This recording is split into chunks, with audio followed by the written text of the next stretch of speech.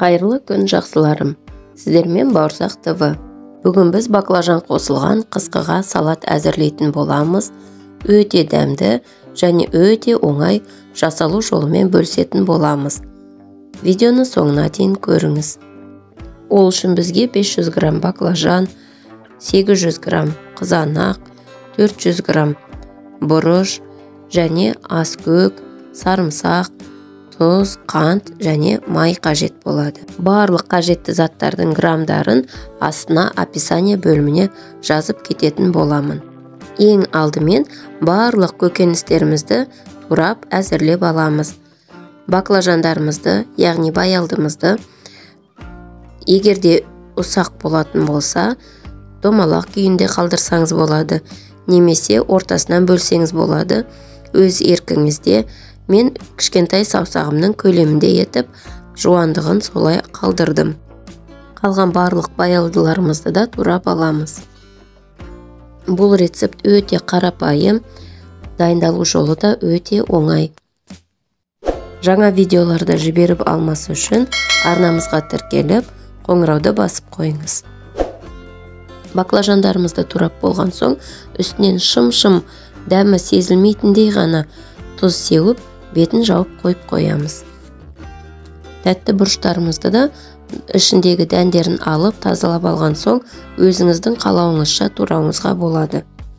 4 бұрыш қып, соломка қып, лечоға жасаған сияқты етіп, қалауыңыз бойынша турасаңыз болады. Бұрыштың кез келген түсінен қоссаңыз болады.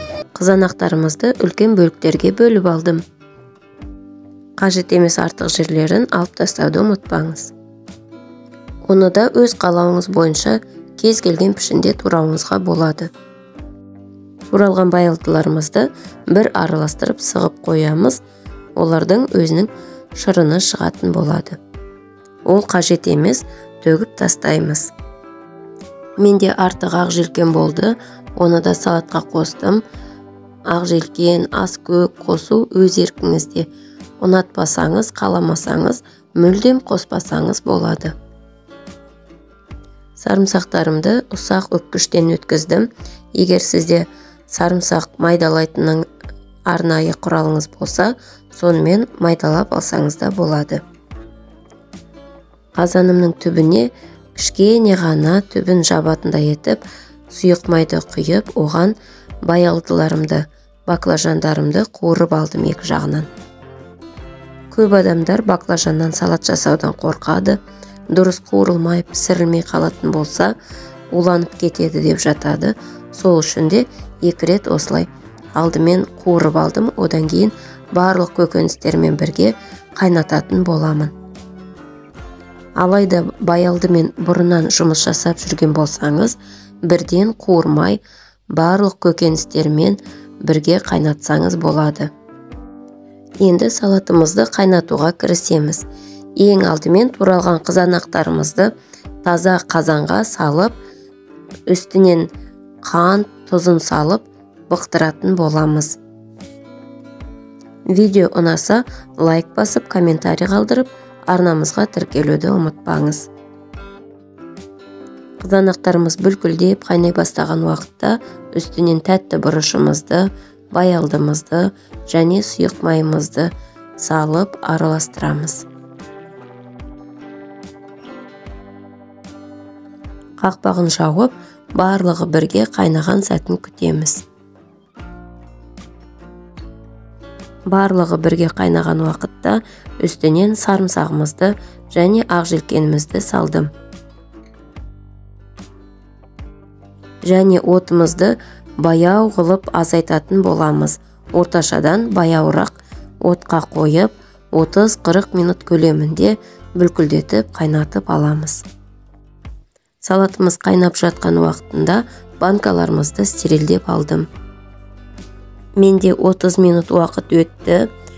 Енді 9%-дық сірке суынан үстіне 4 ас қасық сірке су құятын боламын.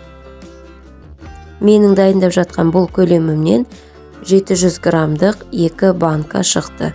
Яғни 1,5 литр салат шықты. Егерде сізге көбірек қажет болса, описанияда тұрған граммдарды көбірек не азырақ етіп алсаңыз болады. Сірке суын қосқан соң барлығын бірге 5 минут қайнатамыз. Салатымыз дайын. Енді стерилденген банкаларымызға салып, ыстықтай жауып алатын боламыз. Банкаларыңызды төңкеріп, жылы қымтап, бір түнге салқындатып қойыңыз.